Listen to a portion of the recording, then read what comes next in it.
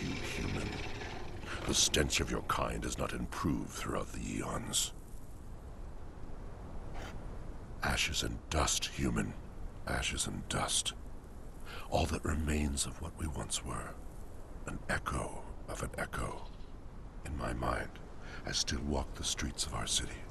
The iron scent of blood as I pass the temple of the old serpent. The thrumming power in my veins as I chant the ritual of summoning. The intoxication and ecstasy of knowledge. Ashes and dust. When the world was shattered, your people came to us as refugees. We were generous. We gave them the wild north.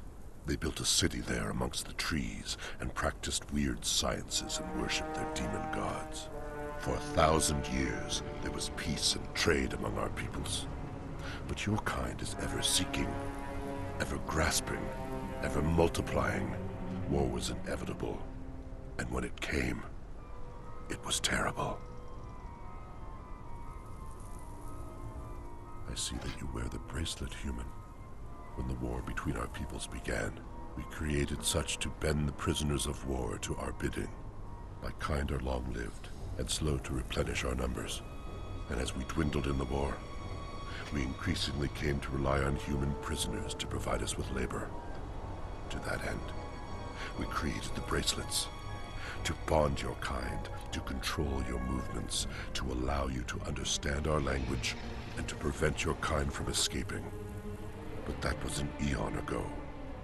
To what purpose they have now been attuned, I cannot say. I was one of the triumvirate that ruled this land. The archivist concerned himself primarily with the collection of knowledge, and the priest king had dominion over our spirits and the rituals of our faith. My people called me the War Maker, for it was my duty to keep them safe, and for a while, I did my duty. I held the northern passages against the humans. Together with the archivist, I established the watchtowers to warn us of the coming of the humans. They burn still, bonded one. When their color changes, it is because those of your kind have crossed the borders to our kingdom with the intent to slay, burn, and kill.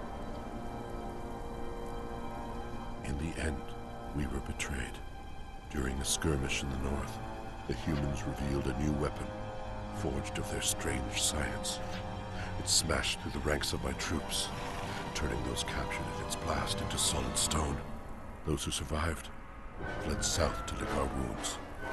During this moment of weakness, the priest king came to me with a proposal. A new ritual to counter the human sciences. A powerful magic to scour the landscape and drive them forth. In desperation, I agreed. Do you understand, human? In ages past, this was the most fertile land in our empire. And then I unleashed the magic that created the sandstorm. And I lost control of it. I betrayed my people to a slow, dwindling doom. I've been alone in the darkness for a long time, human. Few have come to me over the eons. But there was a man who came here years ago. I had not spoken with another being for thousands of years. And there was a hunger in me for conversation. He did not wear a bracelet as you do, so he learned my speech. And he listened to me talk of this city and what it once was.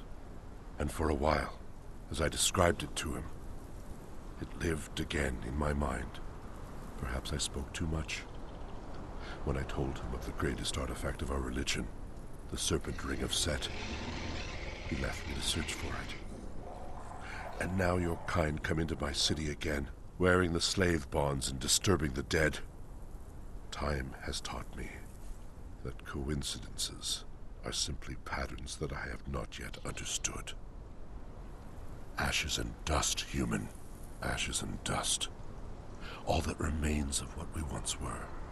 An echo of an echo. In my mind, I still walk the streets of our city. The iron scent of blood as I pass the temple of the old serpent.